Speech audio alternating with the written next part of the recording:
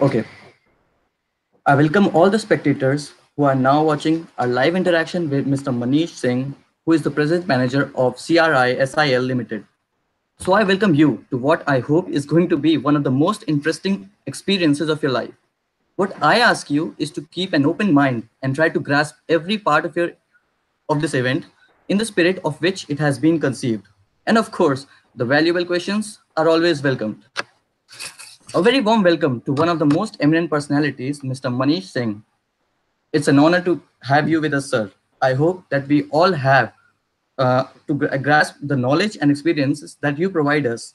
Mr. Manish Singh has done his B.Tech from SRM University, ECE Department 2010, and Masters of IT in Business Analytics from Singapore Management University.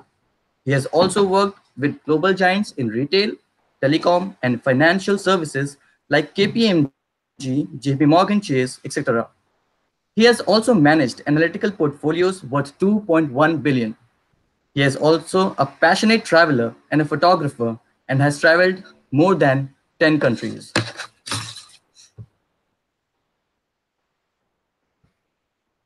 All right. I was told that I'll be throwing in some questions, so we can go for it. If you have some questions, you can throw me in. And how we'll do is I'll start sharing my screen. So I have a presentation with me, anyhow, and you can throw in your questions in, or maybe after the presentation gets over.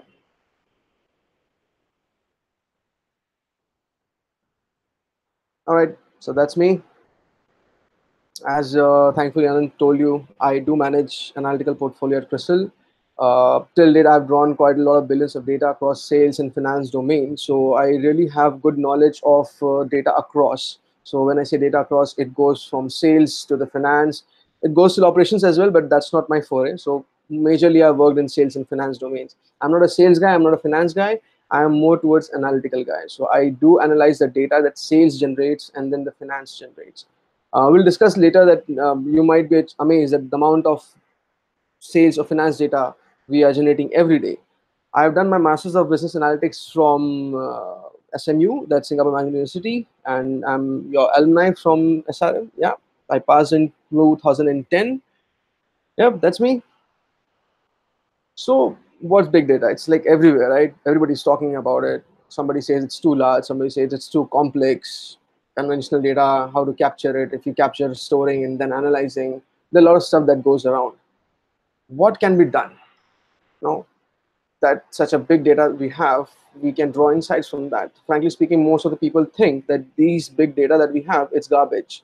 We don't know what to do with them. Most of the companies 10 years back used to throw away that data.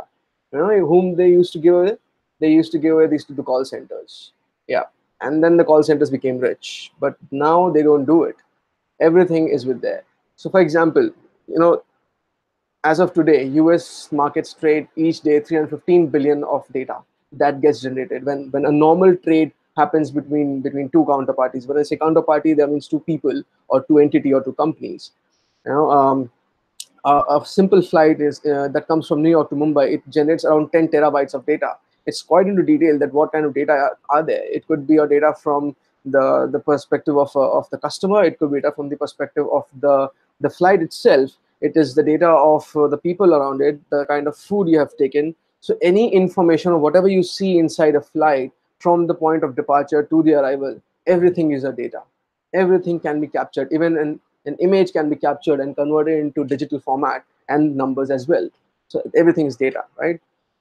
Number of tweets per day, it's 500 million now. Number of likes that Instagram gets is 4.2 billion. That's something in 2-3 years we have seen Instagram coming off road, and then Facebook has taken a backseat. You see, 90% of the world's data is generated in last 2 years. When I say that, big data comes with 5 V's. You might feel that, okay, what are those 5 V's? Those 5 V's basically belong to your volume that obviously we're talking about. We talk about variety and velocity. These three were most talked about topics maybe 2-3 years back, and then came veracity and value. Veracity is my data garbage? If it is not, it is okay. Variety and velocity is there, and it is going to add value for me. But if my data is a garbage one, something which is highly unstructured, and I definitely cannot make it structured, When I say structured data, I'm sure the people who have already been reading about data and all, you might be understanding that structure and structure. But just to give a brief about that, for example, if you go on an airport and you buy something, you scan your passport. I mean, your boarding pass, right? The boarding pass has your ticket ID and the timelines, right? What if the data capturing in the column of ticket ID captures the time you came in and the time captures the ticket ID? You see, that's the unstructured data. So data analysts or the business analysts, what they do, they sit down and make it structured. But say business analyst definitely doesn't do that, but they sit with the data analyst. But then business analyst comes with value. What value is it that we're talking about? Data is not useless. People were talking about. In fact, big companies 5 years back were talking about useless data. Now we don't about. There's nothing called useless data. It's usable or something which is unstructured. That's it, and then you make it usable. So it's a recycling of all the data. Getting into too much of science, let's go into business. What business needs? You have complex use cases. Now, for example, I can tell you that in CRISIL, where I'm working, we have a lot of use cases. For example, we want to know what kind of data is in a financial statement, and the financial statement is being generated by, say, US. Every state, every county generates a financial statement. In India, we don't have that kind of a forum, but in US, even the government body needs to generate a financial income. We do that, but it's not, government doesn't populate that. That's another story. But yes, let's say US does that, and they do it in a PDF format. For us, my analyst sit and then he takes out the data, reading line by line that 50, 60 odd pages, and there are some 10,000 reports. That's year on year we do that. Now we are trying to, kind of optimize that. What we're doing is using this data analytics or business analytical opportunity that we have, probably implying some AI, NLP, energy logic. We're trying to read data from the PDF format. And then there's a technique called NLP, applying the technique that reads the data and understand. For example, if the data is saying that my auditor is KPMG, it's as simple as that I said, but the file wouldn't say. The file say it was KPMG who did the job for us. The system has to understand that the job they're talking about is auditing. Likewise, so these are the business needs. And then what you do, business needs need to understand, like we have understood our goal. My goal is what? My goal is to earn more revenue, maybe increase my profit, or I'm going to optimize my expenditure or human or the resources that I'm going to have. Whatever my goal would be, my need and my goal has to be in map, so that I can produce a solution that can be more objectified and not subjectified. If subjective solutions are implemented, they're not all strategic, they're more a tactical thing, which might not long last, right? We have certain kind of analytics that we have, mostly when we talk about, it's prescriptive, predictive, and descriptive. Okay, what are these? I'll quickly jump on next. You do travel by airline, right? Every hour. Why do airline prices change? You have grocery cashiers, who always hand you coupons, and you end up using that, right? Netflix knows exactly what kind of movie you want to watch based on perhaps what you're watching. These are your prescriptive, predictive, and descriptive analytics. Of course, do all those stuff comes into business analytics? No, they are part of data analytics, where data scientists come into the scene. But who tells a data scientist? It's part of business analyst as well, right? A data scientist could be an okay business analytical guy, and a business analytical guy could be a data scientist, but then they both cannot be a good amalgamation. So always a company wants both of them. So we'll talk more from business perspective. Data harnessing, generating large amount of data. Data is generated, you analyze the data. That's the basic process that you go through. Learning data is used in making a process optimize. All those tools that you use, those fancy tools which tells you about the volume of data that you already have. you know Perhaps Walmart knew it way before we know. If I go by the current situation, 8.8 billion data is the number of transactions that Walmart generates this year. 5 years back, this was exactly 4 billion. Can you believe in 5 years this has doubled than what it used to generate in the past? It's not that their business has increased. No, no, no. They are now much focused about capturing the data, capturing the information, which they were not equally inclined to. But this is when they realized, which was 10 to 15 years back, when half of the world was not even looking at it. They were mostly looking at solving the financial problem, the manufacturing problem, not problem that day to day you're facing. But now people are looking at day to day problem. Where do you think Ola and Uber came from? Could they come from some business problem? No, they come from your problem, the problems that people face. And analytics is about that. It solves basic business problems only if it has values. Now, since this whole is about career, I would definitely want to tell you that India is one of the upmarket where we are focusing more on analytical services. Having said that, we are not too much into insurance. We are not too much into oil and gas, and it speaks, right? We are not too much into technologies as well as of now. When I say technology, it means communication. But we are too much. Have a good presence in pharma. We have a good presence in banking. When I say that, it's because we don't have anything that goes beyond the boundary lines. All our banks are nationalized. Hardly we have any bank which is international. We don't have international presence in insurance. We don't have international presence in pharma. Perhaps maybe some, but they're just countable companies, right? Two or three companies. But when it comes to services, we are huge. We are the biggest in this industry because for the last 15 years, that's how we have been projected. India is a service-oriented company, and hence a lot of analytical services are there. Frankly speaking, this analytical services we're talking about, it actually is catering globally to pharma, insurance, banking, oil and gas. We are doing that. But then when the whole when the whole job opportunity comes in, it goes into the service area like KPMG, TCS. If you talk about Indian company itself, TCS is doing really good stuff in analytical services. Infosys is trying hard to catch up. Let's see. But TCS has definitely created a niche for themselves. Some tools I would want you to understand what kind of tools you must have hands on. I don't say that go and have some certification or something like that, but it's good to know. If you have a technical background, that's good. If you don't have, nothing to worry about. You don't need to code. All you need to know is what is my data, what to do with my data, provide some insights, give some recommendations. Because when you give recommendations, that company asks your data scientists to step in and work on those recommendations, which adds further value. But then a data scientist would not know unless a business analytical guy tells me using all these tools: Tableau, Click, Excel, MicroStrategy, Power BI. These are visualization tools, very powerful tools. They can do analytical stuff for you, but they are more of plug and play. But if you really want to learn analytics from the core, like understanding the mathematical concept behind it, you need to do R. R is something that gives you that mathematical touch. It's not a coding language. Having said that, it's a very much structural package. It's a statistical package. We call it that ways. So yeah, if you're interested in the statistics, R is the thing you should go for. Every business analyst need to use R now. If anybody of you are from engineering line or any MCA line, you might end up as a BA role in any of the companies, and then these skills would be a lot sought after. But don't misunderstand if only MBA students think that okay, we might not need this, because frankly speaking, MBAs do need this. When I did my course had equal learning from analytics. I had equal learning from strategy, economics, or everything was my subject. So it's a rigorous course, yes, but then it gives you a lot of wings to fly. It gives you a lot of exposure onto things which you might not want to. Believe it or not, you like it or not, the whole world is moving towards technology.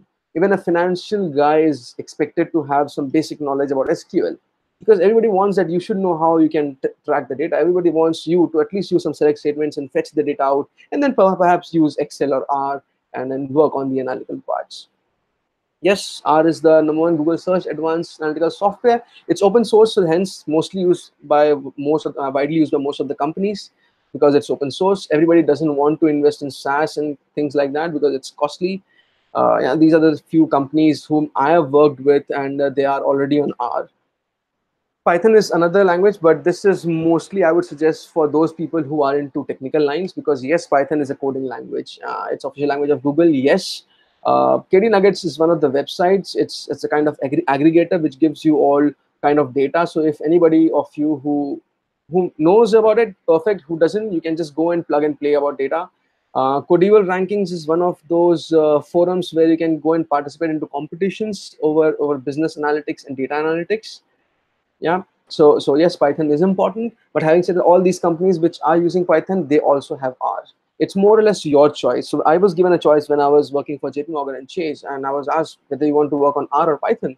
I said, I know R, let's go with Python, because that's something I don't know, and it's fun to know about something which maybe a lot of people know, but I don't. So I thought, let's venture with that, and I did some crawling and stuff.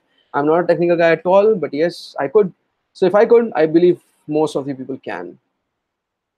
Visualization. This is something which you're talking about. This is something that business wants to see. If I am a CIO or CEO of a company, whatever I have been talking about, good for it, good for you, good for all, but I want to see the real business. This tells me the real business, the sales, the discount, the profit. What is there? What is there for me? Are these analytical? If I click on a particular sales button, for example, does it change the numbers for me? Does it tell me for a particular region what is my revenue, and for a particular year with a particular region, am I growing or am I not growing? Am I good in Asia but might not be good in Russia? What is this all about? So everything is on dashboard, and that's where the tools I showed you, they are most handy. So that was a very quick. I'll just, yeah.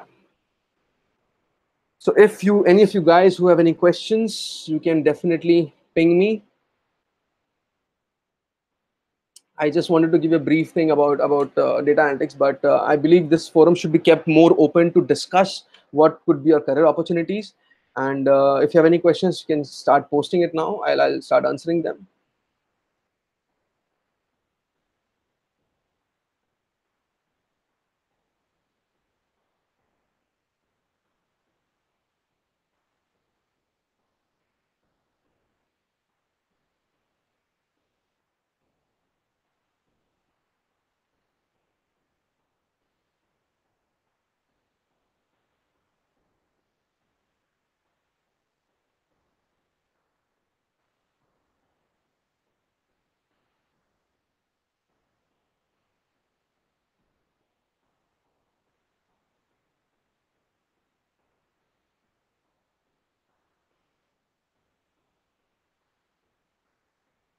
Okay, recommended courses.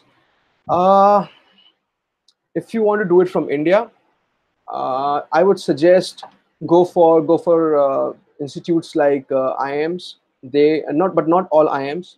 There are three IIMs that definitely are providing good amount of knowledge on analytics now. IIM Bangalore is one of them. IIM Calcutta is one of them, and IIM Kolkata has already joined in hands with IIT Kharagpur, and they together give a good amount of exposure to that. But having said that, I don't really find courses in India are still up to the mark. Frankly speaking, I have colleagues from IIMs and IT, and most of them get a brief exposure about it. It's more to do with the talent that we already have in our country.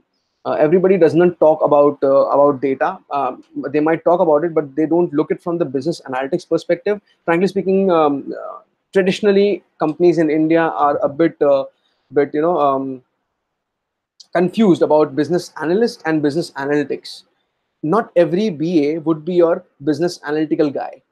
A business analyst is somebody who gathers requirement for you and works on your requirement and delivers some insights, but not always using analytical methods. A business analytical guy will do it statistically. He'll be having a fact to support his decision. So a BA might not be a good business analytical guy, but an analytical guy will definitely be a good BA because he has facts to support. Okay, how can you translate machine learning knowledge into analytic jobs? How can you translate machine learning knowledge into analytical jobs? I am not able to catch that, but okay, I'll try to answer that. Machine learning knowledge, if you have something like that, buddy, you are in demand. Definitely you are into the hottest scenario that you can be. Machine learning is still at a very naive stage. Frankly speaking, the one of the use case that I was talking about initially will involve machine learning, and frankly speaking, many of the people in the universe are working on that. We in fact are working with one of the startups who are trying to solve this problem, but they are not up to the mark. When I say up to the mark, they might hit the accuracy, at somewhere. If when I say accuracy, it means I have a benchmark output in my hand, and other is one I'm trying to work on and generate output, and then I'll compare that whether I got the same output or not. So that comparison is 50-50. It's max to max 60%. That's the accuracy, and it is not very good enough, but it's good to have a start. So if you are into machine learning, you are already having a job. You just need to be in the market. That's it. Or you can contact me anytime. What were the challenges you faced during this journey? Okay, quite a lot, frankly speaking, because I was not a coder, frankly speaking. So, and initially when I was in India, The expectation with every other guy is you need to understand few of the technical perspectives. I'm more of, I've always been a mathematical guy. I used to love statistics, but even used to wonder what would I do with statistics. I mean, the world is not moving towards it, rather we are going somewhere else. I don't know what would I do with it. But then I started working with one of my clients who was American Express, and then few of the analytical work came in. I really got interested. Journey was a bit tough. I had to learn few of the technical aspects as well. But having said that, that was fun. Because as I said, if in the current time, my buddy, you are not pushing yourself towards technology, if you're going away from it, even this goes for all, right? Doesn't matter if you're an MBA or you're an engineer or you're an MC guy. It could be anyone, but you have to be a bit tech savvy. When I say tech savvy, you have to learn at least R. You should know what are the analytical techniques if you're at least trying to foray into this. Rather, the marketing guys nowadays, they also know what is hypothesis testing. Imagine, it's a complete statistical thing. Not everybody does know about hypothesis, but now the marketing guys are supposed to know what a hypothesis is. So if I am running a campaign, how would I measure it? Not on papers. No, sorry, dude. You need to have facts, and then hypothesis tells you whether you should be going with this campaign or that campaign. No, even marketing guys do this, so it's everywhere. Uh, what are suggestions that you would like to give as youth? Read as much as you can. Read as much as you can. Novels, everything is perfect. That opens your mind to all the world. But when I say read as much as you can, don't think that you are an MBA guy. You don't need to know what is happening in the tech world. Sorry, I have a senior who happens to be a very senior position at Western Union. He is the country manager, frankly speaking. He handles all the Asia Pacific. He is a sales guy, perfect sales guy. He can sell you anything. But when he goes to client interviews, he doesn't have any tech knowledge. So for that, he needs to carry another guy with him who has to happen some technical knowledge and then helps him out. He's exposing himself there, and he knows that one day somebody will eat my job. He tells me that, and that's true. So as youth, that's what I'm telling you. Read as much as you can.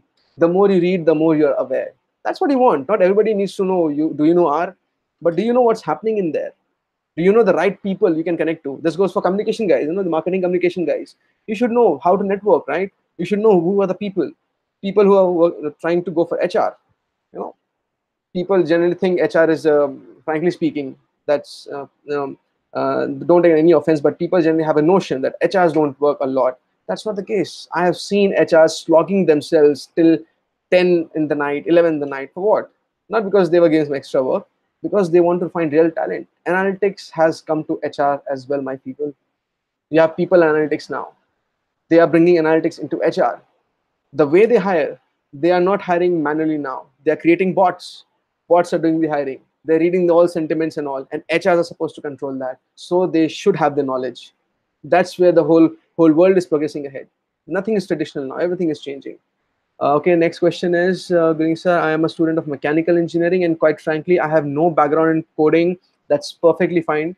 I want to learn BI. So, what, according to you, will be the best way to go forward?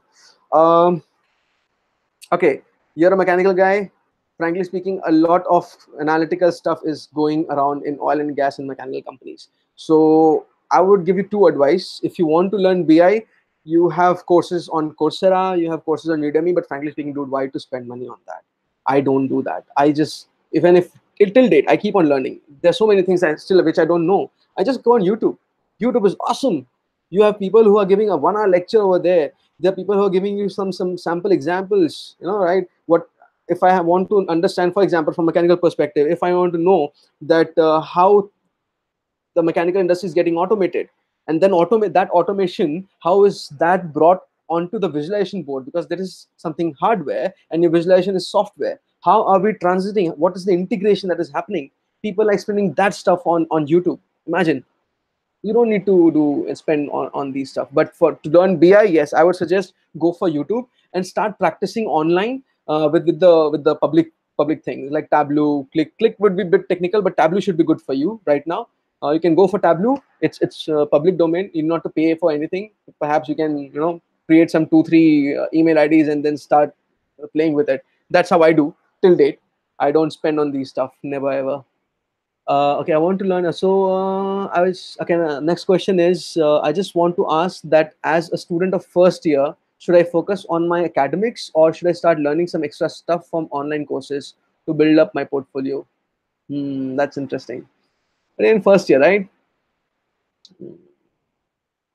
I would suggest, let's not keep these two things at, don't look at these two things as a different thing altogether. Don't say my academics is one thing and something I want to learn is another. Everything is one, and don't say academics. The moment you say academics, you might lose interest. Yeah, because I know how students think. I used to think like that. Oh, it's academics, I'll just need to bring marks. If nothing is going inside my head, that's fine.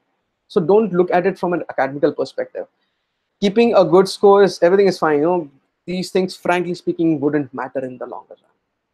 Somebody who is a 9 pointer, somebody who's a 7.5, but somebody who's an 8.5 pointer, somebody who might have done Arush, somebody has done Milan, somebody is creating robots. You could be doing any number of things, but in the end, what matters is what you did of the things that you achieved in college. You did Arush. What did you achieve from that? Are you just doing it for the sake of doing it and then go out and perhaps start coding? Then why did you do Arush?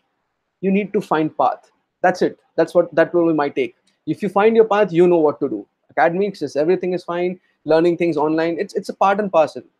Frankly speaking, the way I did my MBA was, it was, I used to study from my material and then I used to go to online. It's as simple as that. If you go outside to a shop to buy a medicine, do you buy, if you don't know what the medicine and ask the person that has some problem, you give me a medicine, do you recheck it? Do you go to Google and then recheck, okay, this is the medicine, what are the effects of it? If you do that, perfect. If you don't do, start doing that. If you do that, then you're the right person who will learn something and again go to online to verify what you have learned. Was it a limited one? Do you have more scope in that? What does the industry use? And every time think from the same perspective, be it any study you're doing that. Think from the industry perspective. If I am studying this, what is the current uses of this in industry? For example, we used to when I was in EC, I was taught about microprocessors, right? I was studying 8086, and my first question to my professor was, we are in Pentium 4 era, why are we studying 8086? I never understood that. But when time came, I did, because to understand Pentium 4, you need to understand 8086. If you don't have your basics right, how would you understand Pentium 4? But I believe there's a gap in our system, and that gap, my buddy, you have to bridge in, because it's after all your career. If somebody is not looking after that, you have to look after it. So if college is supporting you in bridging that gap by doing some industrial partnerships, that is very much important. Because bookish knowledge is good, but unless you have something to implement on, it won't help you much, the bookish knowledge. But if you don't know the book knowledge, fine. But if you have the industrial knowledge, awesome. I know people who are not into they are not frankly speaking, they're not engineers. Okay, they were diploma holders. I'm talking about people in India, and they are top positions now. And they belong to the our father's era. That's how they were, but they were limited in those times because not everybody was into it. Now the world has expanded, and it has become very small at the same time. You know exactly what is happening in North America. All you need to go is probably do some research. So, my friend, I would say do a lot of primary research. Your academics will definitely can take care of themselves if you have knowledge. And for online stuff, yes, you can go to Coursera, you can go to Udemy, as I said, but I prefer YouTube. As a student, I would hate myself spending things on them. I would rather go and spend it on my movies that I go and watch. I'll probably spend it on my burgers. But yes, YouTube is the one that you should spend upon. That's your time. How much does an analyst earn? Okay, that broadly depends on which company you're working for. You know, if you are looking to get hired with the mass recruiter, you will not be paid much, no matter what tagline they give it to you. That's my take. I know that's how it happens. I was part of the same herd, but I chose to move out. Frankly speaking, I have one of your seniors who happened to my junior. He was in TCS. He left TCS after a year because he wanted to pursue robotics, and he's doing excellent. His company was selected by Tesla for the SpaceX part. So see, that's the awesomeness. You have to choose your path.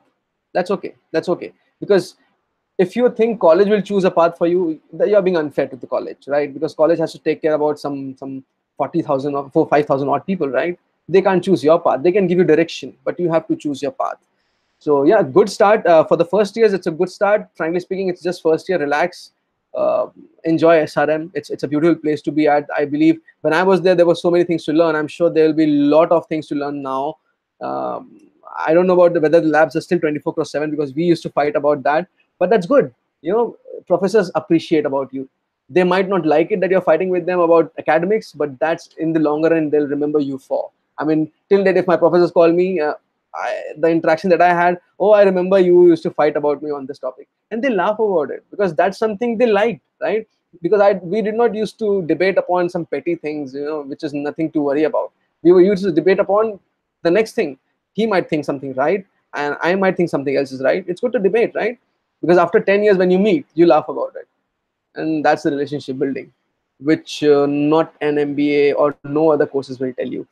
Okay, but yeah, coming out to that question, how much analysts earn? Not much, not much. But as I said, if you are an analyst in McKinsey or BCG, definitely you earn more. So there's no standard payment in that. It depends where you land and what you do. Sir, can you please give us some information regarding personality development?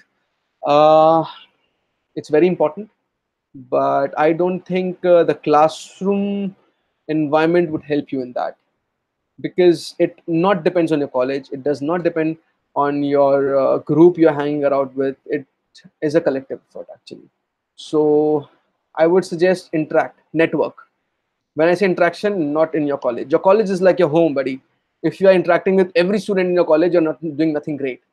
Start interacting with people outside your college. World is so huge right now. There's no room for one school. You have to interact people who are in other colleges. What are they doing? You have to know what is better in their space. Go on LinkedIn, connect with not just with students, connect with people like us, connect with your juniors.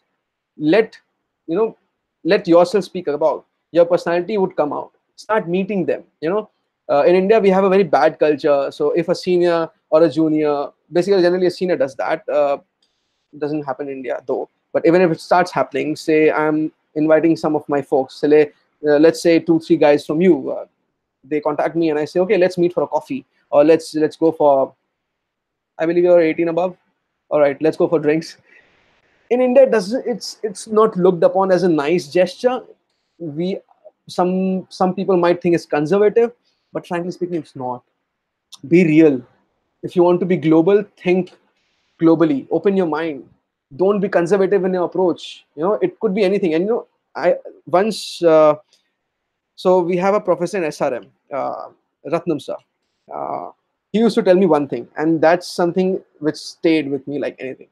It was the kind of person you are, the kind of thought process you have, you live that whole life. You can't be a different person in a professional life, and you can't be a different person in your personal life.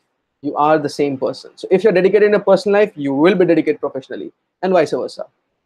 So I would suggest keep your mind open, start learning, and even if you think somebody is not right, listen him out. Listen him out. Keep your ears open.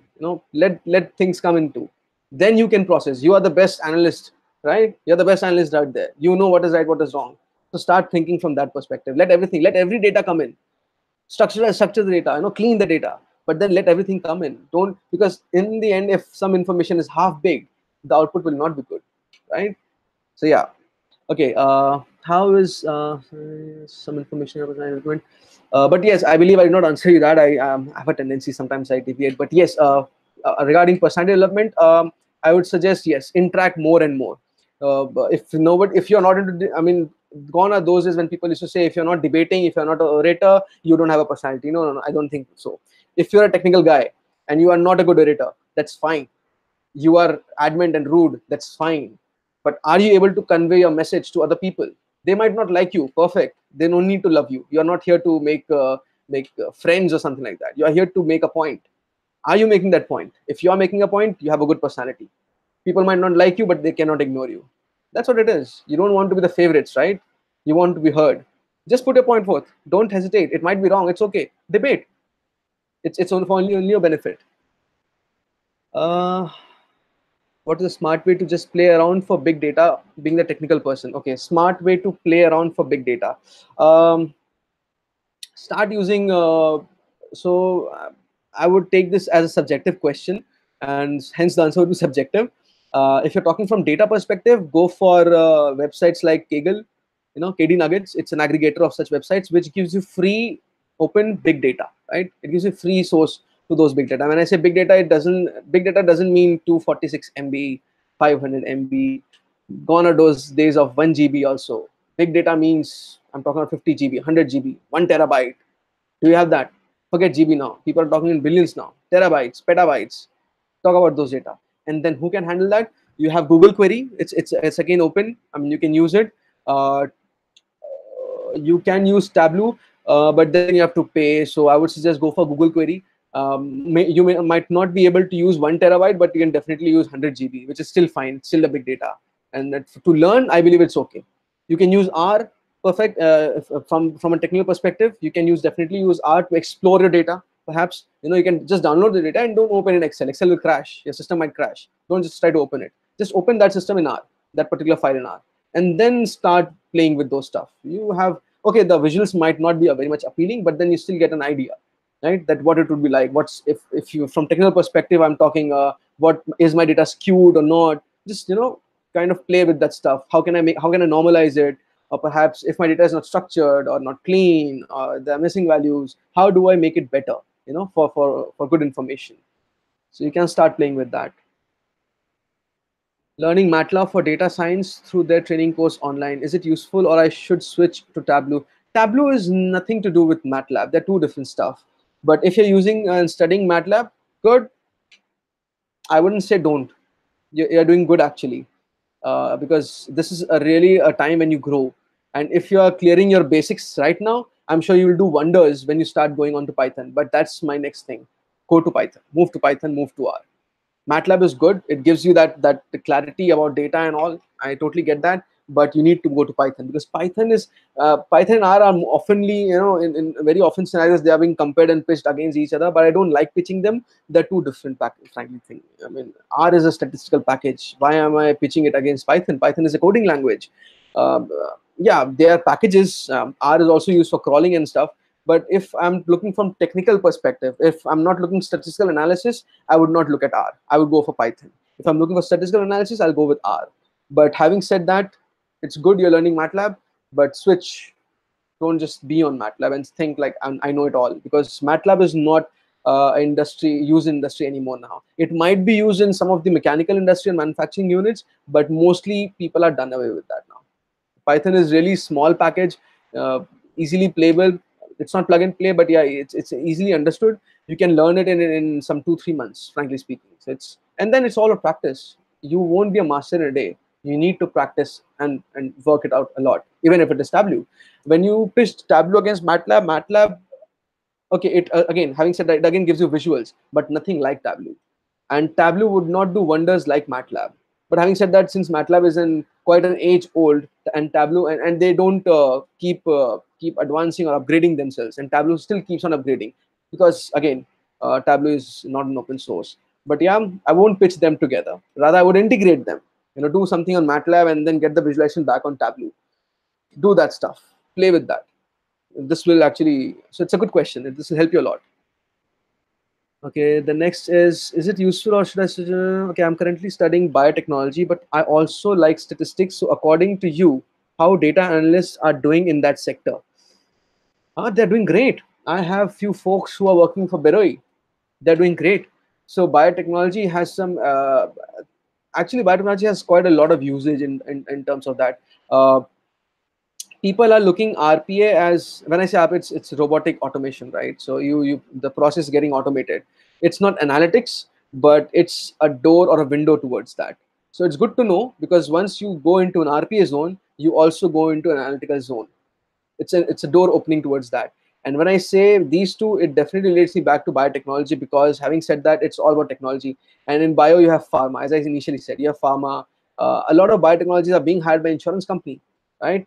Because these biotech guys are not the front end people. The front end people are always the sales and finance, perhaps, who are client facing. These are not client facing roles. These are back end facing roles who work in and out on data.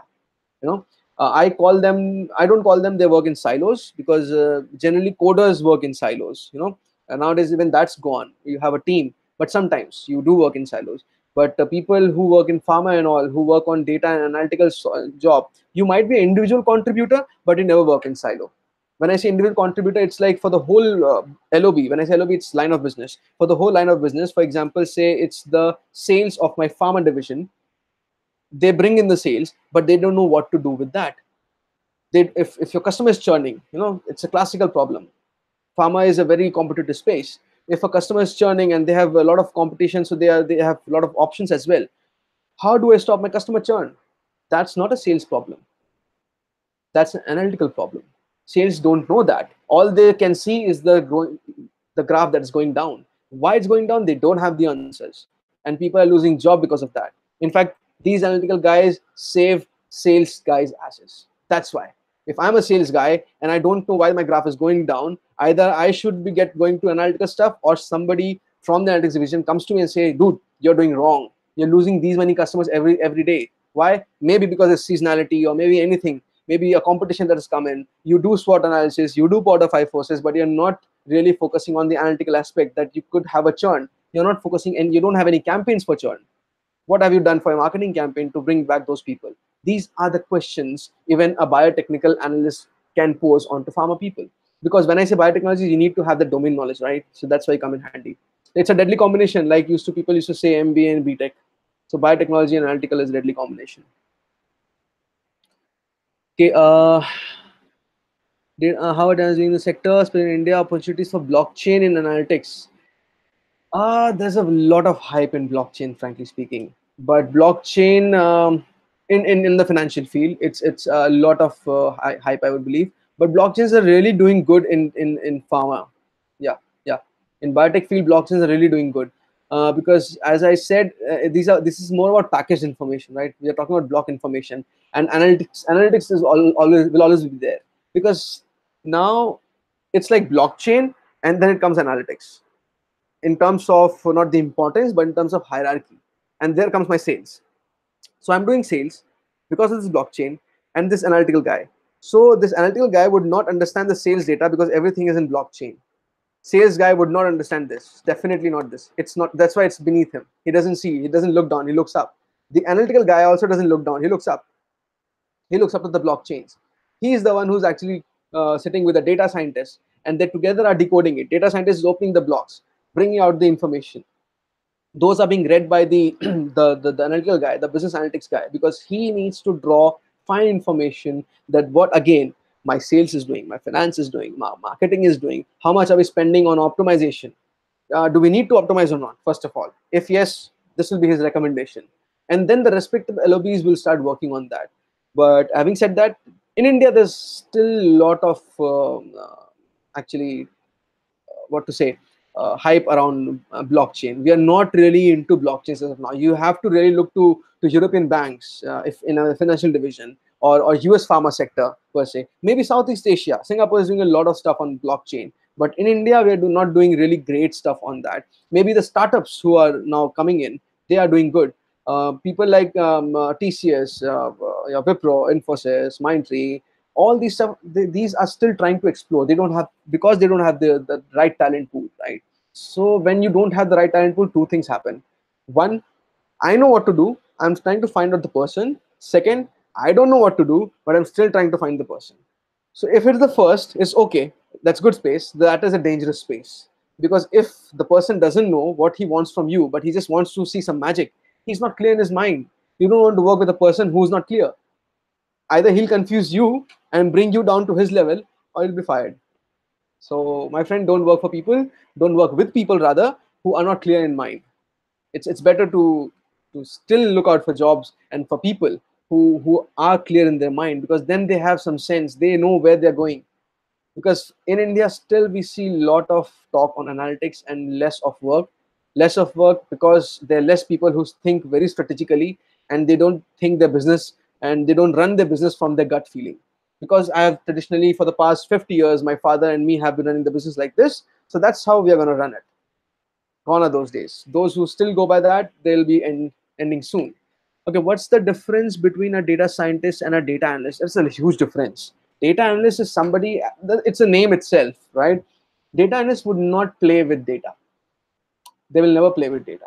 So if I'm a data analyst and my boss or my company, or if whoever just wants some data out and analyze and provide some recommendation, let's say we have how to put it. Let's say I need to understand how many trading was done in Mumbai today, from the morning till 5 p.m. So 5 p.m. market closed till 5 p.m. What was the PNL? Right? I want to find out that the profit and loss. I'll just go in, pull out the data, a bit, clean it a bit, perhaps maybe put it on dashboard if it's for some senior management, and publish it.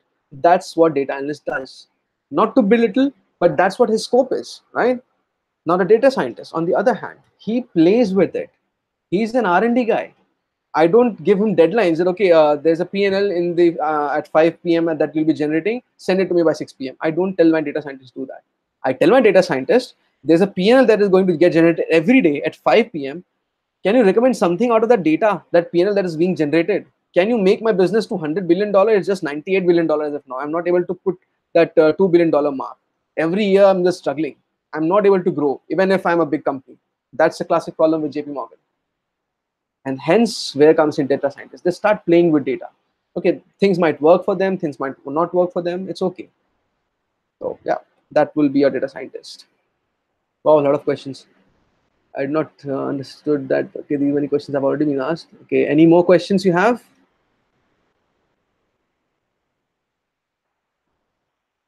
Also, from my end, I would suggest go for internships, guys. Go for internship. Don't lose your summer time.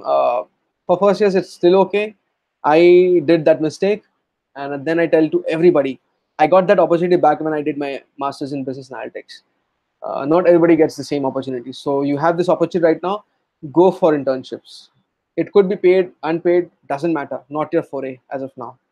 Just go for it, and don't think you're in. I don't think a 1 month internship would help you. Start for a longer collaboration. Unless you work on a project completely, at least 3 months, you should give yourself that time. But choose very carefully. For example, if you're an EC, don't go for BSNL internships. They offer nothing. It gives you no wing. There's nothing in EC for India as of now. Unless you go hardcore into VLSI, you have to form your own company. You are going to work with some startups. Perfect. You're going to go to Intel, but the scope is limited. So you have to identify yourself. I'm from EC. I, frankly speaking, loved communications more. I did not like the electronics part much. Frankly speaking, I just passed somehow. But I really loved communications. I used, because digital was my foray. I always wanted to be the digital stuff guy. I like binary stuff. So the signal processing part and all this, complicated yet meaningful. They're all the statistics, by the way. Probability is all in there. Your binomial theorem is all in there. You need to know that, because that's what analytics courses will offer you. So one piece of advice: if you want to pursue your analytical course next year, start learning probability again. If you think you know it, perfect. If you think you don't know it, again, go for it. Okay. Being a fresher, irrespective of of the branch, where do we start for big data? Being a fresher, yeah, it's obviously it has to be irrespective of the branch, because I know big data scientists who are civil engineers after 8 years of their career. Yes. So where do we start for big data? Um, as I said, uh, don't go for big data first. Start getting knowledge. Once you know what to do with that, because if you just go with big data, you'll be just like some random company 10 years back who had this huge data, but they don't know what to do about it.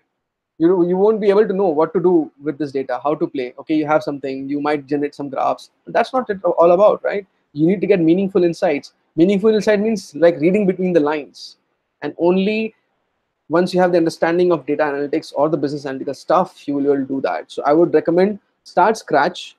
Since you're already in college, if you have that kind of course right now with you, it's good. It will give you advantage. If not, that's perfectly fine. I did everything on YouTube before joining the analytical master's course. I did every learning on YouTube. I learned on YouTube, and then I went back. So there was a market basket analysis concept that is there. Mostly the MBAs are being taught about it, but this was a problem which was Amex was already doing with credit cards. TCS had this production support stuff, and I got to know that they are doing this. I just did something and forwarded to the manager in Amex that this is something that you could be doing. Not really appreciated well in TCS, because that was not my domain, but the clients did appreciate that, and hence a new project came to our business, our portfolio. And then TCS started looking for people who can do MBAs and other stuff like RFM and all those stuff. Because again, having said that, you don't really get those people. And if to get those, you don't want to hire them because it's a very small stuff. MBA is a very small part from data analytics. I really don't want to pay somebody who just does MBA. It's better if somebody else who's doing the job can also do this. So I learned and did it. So if I did it, everybody can. Okay, sir, since we are running short of time, can you hear me? Hello. Yeah, yeah, yeah. Sir, since we are running short of time, is there any additional information that you would like to give us? So yes, I would like to pass on. So you can have a takeaway from this session. If you are looking for an analytical journey from here onwards, don't just sit on B.Tech or your bachelor's. It could be any. I don't know like who are involved here. I believe it's an open forum. So you could be a BCom guy. You could be a any bachelor's guy. Just don't sit on bachelor's degree. It wouldn't help you in the current system. You have to go for your master's degree. Make sure your master's degree is an analytical course. It could either fall into the master information school system. It could fall in the MBA category. It could be anywhere, but just go for it. You have a lot of schools that offer outside India. Inside India, Great Lakes is one of the first who started offering them. They still offer. Uh, you can also go for online courses for now if you really want to start small. I'm not saying just go for a degree course. You can start small for certificate programs as well. Mica offers a certificate program. Great Lakes offers some certificate program. They charge somewhere around, so Great Lakes charge somewhere around 70,000, something like that. Perhaps you can, as a student, you can do that. You know, monthly expenses are there, right? Start saving on them. I might sound like daddy, but yes, that would help you if you don't want to burden your parents. I mean, if you think that is something which might be troubling you, start saving. There's a website called Zest Money which helps. I mean, they don't charge any AMI and they can be very helpful. So, for example, they can give you 7,000 loan per month for nothing, no collateral. Just sign up with them and perhaps start paying them the EMI. So yeah, and they help you providing so Zest is the official partner for Mica and Great Lakes. So these are the takeaways I would want you to have. Just start learning, start from the scratch. If you don't want to go for any courses, go for Coursera, go for Udemy, go for YouTube, but start learning, dude. It's high time now. If you don't start now, after 4 years, I see a very difficult situation that's going to come in, because our skill gap, that's the whole perception now. The skill gap is getting wider and it's widening actually, and it's not, the gap is not getting closed down, it's widening. We are young country, so it will be a actually curse for us. We are the youngest country right now with most number of illiterate people. You don't want to be that youngest person with a skill gap. Don't put that gap. If you're going for an analytical journey, don't put that gap. It will be difficult else. So that will be my giveaway for you guys, and you can reach out to me anytime over LinkedIn, I believe. Yep, and then I'm happy to help.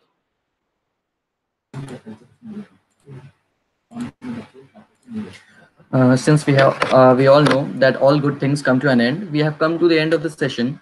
I would like to extend a vote of thanks to Mr. Manish Singh, who took his time out from his pretty busy schedule and gave us all his knowledge and experience. Thank you so much, sir, for not only answering the questions, but also giving the real life examples. Thank you, sir. Last but not the least, I would like to thank all the spectators for your patience and coordination with us. I would also like to thank you all for taking your time out and being a part of the session. Thank you. Dear spectators, you are requested to give your feedback in the form of comments below. Suggestions are also welcome. Thank you. Thank you all.